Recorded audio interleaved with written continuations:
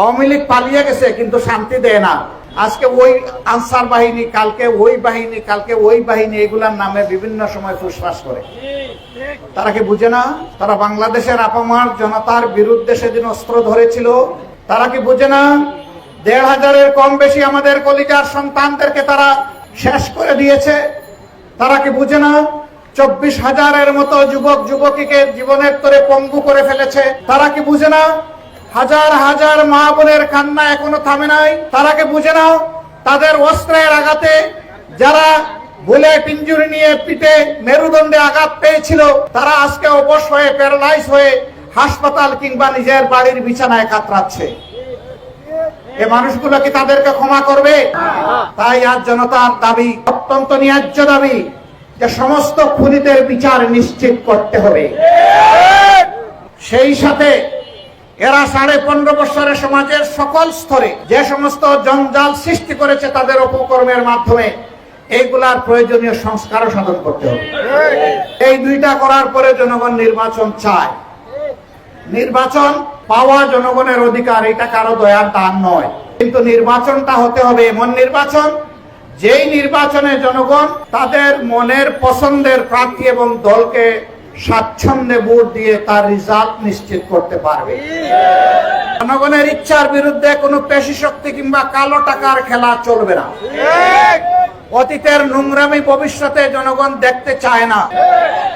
যেই জনগণ জুলাই আগস্টে ফ্যাসিবাদকে বিদায় দিয়েছে, এই জনগণ আগামীতে সেই কালো হাত আর কালো টাকা নিয়ে নির্বাচনে কেউ প্রভাব বিস্তার করতে আসলে তাকে রুখে দিবে ইনশাআল্লাহ।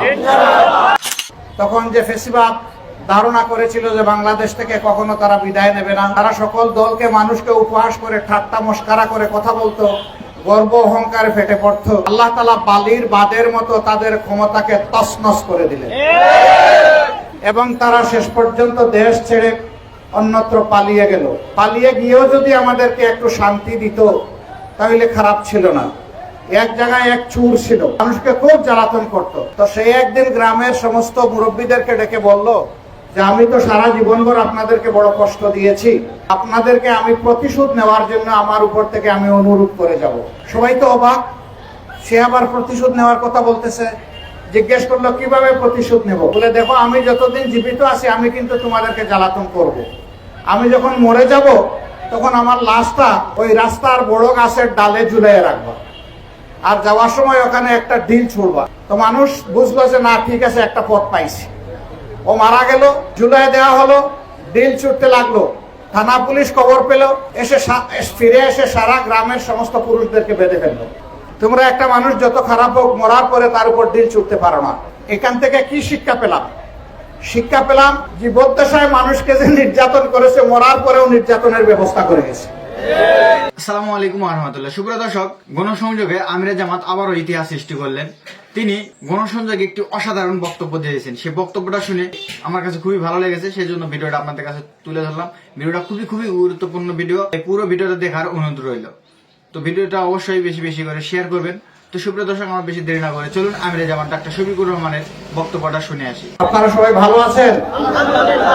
আলহামদুলিল্লাহ রাব্বিল আলামিন, ওয়াসসালাতু ওয়াসসালামু আলা রাসূলিহিল কারীম ওয়া আলা আলিহি ওয়া সাহবিহি ওয়া আহলি বাইতি আজমাইন। বা'দাল আসর, আজকের এই তাৎক্ষণিক সমাবেশে উপস্থিত প্রিয় এলাকাবাসী, মহান রবের শুকরিয়া আদায় করছি যে আল্লাহ তাআলা মুক্ত আকাশে, মুক্ত পরিবেশে আজ আপনাদের সামনে আমাদেরকে দাঁড়ানোর তৌফিক দান করেছেন। আলহামদুলিল্লাহ। 1 বছর আগেও বাংলাদেশের মানুষ চিন্তা করতে পারেনি মনের কথাগুলো একে অন্যকে শেয়ার করতে পারবে, বলতে পারবে, বুঝাতে পারবে নিজের মনের দুঃখ। এই পরিবেশ বাংলাদেশে ছিল না। আমরা নির্যাতিত হয়েছি, সারা জাতি কেঁদেছি নীরবে, করেছি প্রতিবাদ, করেছি হরতাল, করেছি সংগ্রাম, কিন্তু জগদ্দল পাথর আমরা সরাতে পারিনি। 15.5 বছরের মাথায় আমাদের কলিজার টুকরা সন্তানগুলো, তারা যখন জীবন বাজি রেখে রাস্তায় নেমে আসলো, আমরা সবাই তাদের পাশাপাশি রাস্তায় নেমে আসলাম।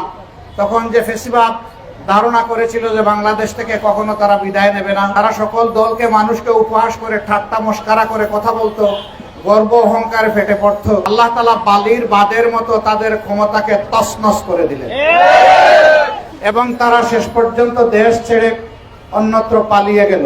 পালিয়ে গিয়েও যদি আমাদেরকে একটু শান্তি দিত তাহলে খারাপ ছিল না।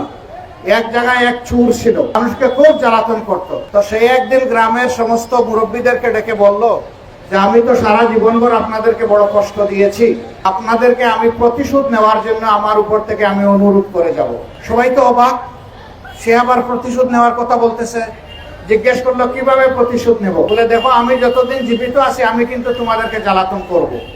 আমি যখন মরে যাব তখন আমার লাশটা ওই রাস্তার বড় গাছের ডালে ঝুলিয়ে রাখবো, আর যাওয়ার সময় ওখানে একটা ডিল ছুড়বা। তো মানুষ বুঝলো যে না, ঠিক আছে, একটা পথ পাইছি।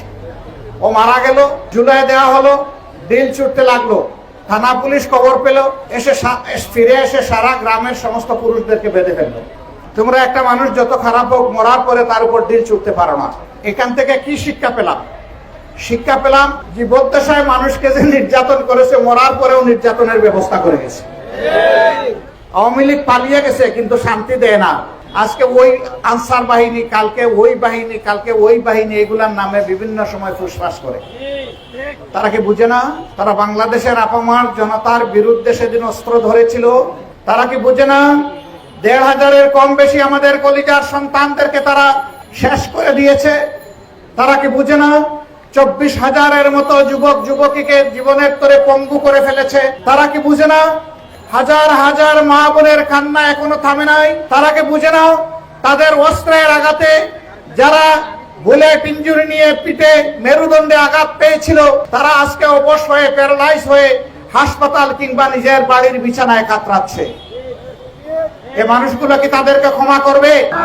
তাই আজ জনতার দাবি, অত্যন্ত ন্যায্য দাবি, যে সমস্ত খুনিদের বিচার নিশ্চিত করতে হবে। সেই সাথে এরা 15.5 বছরের সমাজের সকল স্তরে যে সমস্ত জঞ্জাল সৃষ্টি করেছে তাদের অপকর্মের মাধ্যমে, এইগুলার প্রয়োজনীয় সংস্কারও সাধন করতে হবে। এই দুইটা করার পরে জনগণ নির্বাচন চায়। নির্বাচন পাওয়া জনগণের অধিকার, এটা কারো দয়ার দান নয়। কিন্তু নির্বাচনটা হতে হবে এমন নির্বাচন, যেই নির্বাচনে জনগণ তাদের মনের পছন্দের প্রার্থী এবং দলকে স্বাচ্ছন্দ্যে ভোট দিয়ে তার রেজাল্ট নিশ্চিত করতে পারবে। জনগণের ইচ্ছার বিরুদ্ধে কোনো পেশি শক্তি কিংবা কালো টাকার খেলা চলবে না। অতীতের নোংরামি ভবিষ্যতে জনগণ দেখতে চায় না। যেই জনগণ জুলাই আগস্টে ফ্যাসিবাদকে বিদায় দিয়েছে, এই জনগণ আগামীতে সেই কালো হাত আর কালো টাকা নিয়ে নির্বাচনে কেউ প্রভাব বিস্তার করতে আসলে তাকে রুখে দিবে ইনশাআল্লাহ। প্রিয় দেশবাসী, আমরা এমন একটি বাংলাদেশ চাই যেই বাংলাদেশে সমাজের সকল ক্ষেত্রে ন্যায় বিচার সুনিশ্চিত হবে।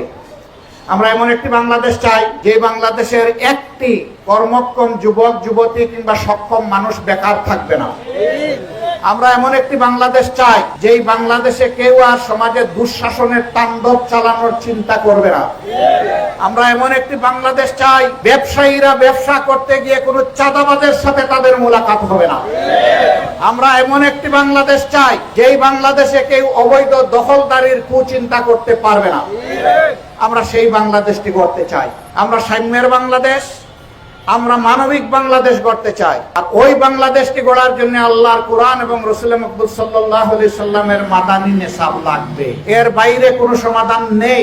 আমরা সেই সমাধানে, সেই পথেই আমরা সারা জাতি একসাথে হাঁটবো। এবং আমরা অতীতে বহু দলকে সুযোগ দিয়েছি, দেখেছি তারা কি করেছেন, কি করতে পারেন। এই জাতির একটা হিসাব নিকাশ হয়ে গিয়েছে। এবার ইনশাআল্লাহ কোরআনের রঙে আমরা বাংলাদেশকে রাঙাবো ইনশাআল্লাহ। আল্লাহ যেন এই তৌফিক আমাদেরকে দান করেন। এই কাজে আমি বিশেষভাবে আমাদের যুব সমাজকে এগিয়ে আসার আহ্বান জানাবো। কারণ কোন সমাজে পরিবর্তন হবে না যেখানে যুব সমাজ এগিয়ে আসবে না। এই জন্য সমাজকে গড়তে হলে যুব সমাজ লাগবেই। নবী করিম সাল্লাল্লাহু আলাইহি সাল্লাম যে মহা বিপ্লব সাধন করেছিলেন, তার মূল নিয়ামক শক্তি ছিল যুব সমাজ। আমাদের যুবকেরা আলহামদুলিল্লাহ তাদের সৎ সাহস আছে এবং তারা সমাজের ভালো কামনা করে। তারা একটা কল্যাণ রাষ্ট্রের রূপ দেখতে চায়, তারা একটা বৈষম্যহীন রাষ্ট্র দেখতে চায়। যুবকরা তোমরা এগিয়ে আসো, আগামীর বাংলাদেশ আমরা তোমাদের জন্য তৈরি করে তোমাদের হাতে তুলে দিতে চাই। এই কাজে আমরা গোটা দেশবাসীর দোয়া চাই, পরামর্শ চাই, সাহায্য চাই। ভুল করলে আপনাদের সমালোচনাও চাই, যাতে আমরা ভুল পথে না হাঁটি, জাতিকে নিয়ে সঠিক রাস্তায় আমরা চলতে পারি। সেই তৌফিক আল্লাহ তাআলা যেন দান করেন। এখানে কোনো ব্যক্তি কিংবা দলের প্রতিষ্ঠা আমাদের উদ্দেশ্য নয়। আমাদের উদ্দেশ্য হচ্ছে আল্লাহর কোরআন এবং নবী করিম সাল্লাল্লাহু আলাইহি সাল্লামের শাসন প্রতিষ্ঠা করা। কোরআন আছে, নবী করিম সাল্লাল্লাহু আলাইহি সাল্লাম নাই, কিন্তু তার সুন্নাহ তিনি আমাদের কাছে আমানত রেখে গেছেন। সেই কোরআন সুন্নাহর আদলেই বাংলাদেশ আগামীতে পরিচালিত হবে ইনশাআল্লাহ। আমরা তৈরি হই, প্রস্তুত হই, আল্লাহ রাব্বুল আলামিন আমাদেরকে কবুল করেন। এই এলাকা সম্পর্কে আমার একটা ক্ষুদ্র কথা। অতীতে আপনাদের অন্তরে অনেক ব্যথা ছিল, আশঙ্কা ছিল, আতঙ্ক ছিল, সন্ত্রাস ছিল। আমরা পরিষ্কার বলতে চাই, বাংলাদেশে আর কোন সন্ত্রাসীকে মাথা তুলে দাঁড়াতে দেওয়া যাবে না। সন্ত্রাসের বিরুদ্ধে গোটা জাতি হাতে হাত মিলাইয়া লড়াই করব আমরা ইনশাআল্লাহ। আমরা এটাকে শান্তির জনপদে পরিণত করতে চাই। আমরা একটা মডেল এরিয়া হিসেবে এটাকে পরিণত করতে চাই। আপনারা এগিয়ে আসুন, আমরা আপনাদের পাশে আছি। সব ভালো কাজ আমরা একসাথে মিলেমিশে করবো ইনশাআল্লাহ। এটা আমাদের সামাজিক দায়িত্ব, রাজনীতিবিদদের দায়িত্ব যেমন আছে, জনগণদেরও তেমন কাজের সুযোগ আছে। এই সুযোগ এবং দায়িত্ব দুইটা সমন্বয় করে আমরা মানবিক সোনার বাংলাদেশ করতে চাই। আল্লাহ রাব্বুল আলামিন আমাদেরকে সেই তৌফিক দান করুন। আপনারা কষ্ট করে এসেছেন, ধৈর্য ধরে কথা শুনেছেন। আল্লাহ তাআলার দরবারে দোয়া করি, আল্লাহ রাব্বুল আলামিন আপনাদের সকলকে, সকলের অন্তরকে তার ভালোবাসার জন্য খুলে দিন।